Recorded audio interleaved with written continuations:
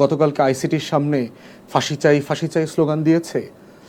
হতে হাসিনা, কতে কাদের, মতে মেনন, পতে পলক, ফাঁসি চাই বলেছে, বলে নাই তো।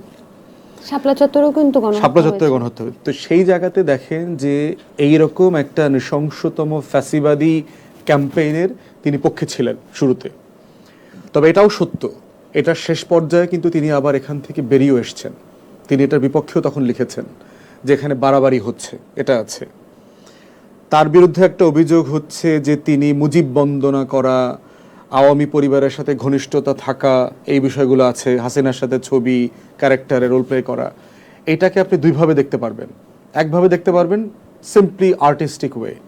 আপনি যে কোনো প্রডিউসারকে যদি একটা অ্যাসাইনমেন্ট দেন, ধরুন আমি একজন ব্যবসায়ী মানুষ, আমি একটা প্রডিউসারকে অ্যাসাইনমেন্ট দিলাম, এই 100 কোটি টাকা নাও, তুমি সমৃদ্ধির জীবনের উপরে একটা ডকুমেন্টারি ফিল্ম করবে সে।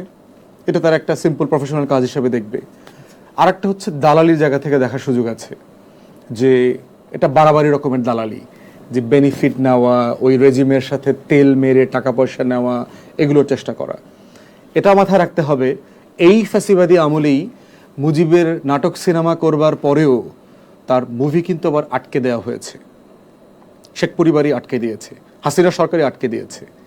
আবার এটাও সত্য যে বাংলা ভাষার ক্ষেত্রে তিনি কিন্তু দিল্লির এবং কলকাতার হেজিমনির বিপক্ষে দাঁড়িয়েছেন। তিনি কিন্তু বারবার বলেছেন যে আমরা কলকাতার বাংলায় মুভি করব না, বাংলার হতে হবে বাংলাদেশের বাংলা, ঢাকার বাংলায় আমরা মুভি করব, এটাও কিন্তু উনি বলেছেন।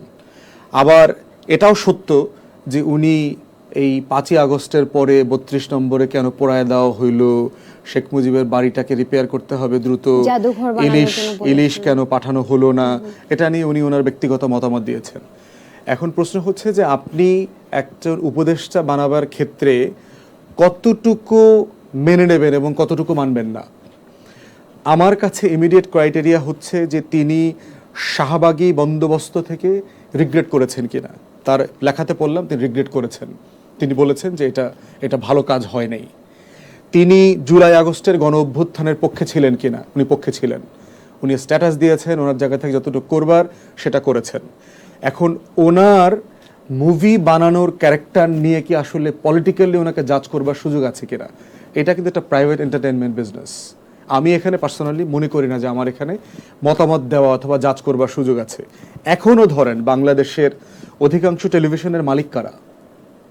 আওয়ামী লীগের লোকজন। বাংলাদেশের অধিকাংশ গণমাধ্যম, টেলিভিশন বলেন, রেডিও বলেন, পত্রিকা বলেন, এগুলোর মালিক কারা? আওয়ামী লীগের লোকজন। এখন কি তাহলে আমি ওই টেলিভিশন থেকে যখন আমাকে টকশোতে ডাকা হয়, আমি কি প্রোগ্রামে যাব না?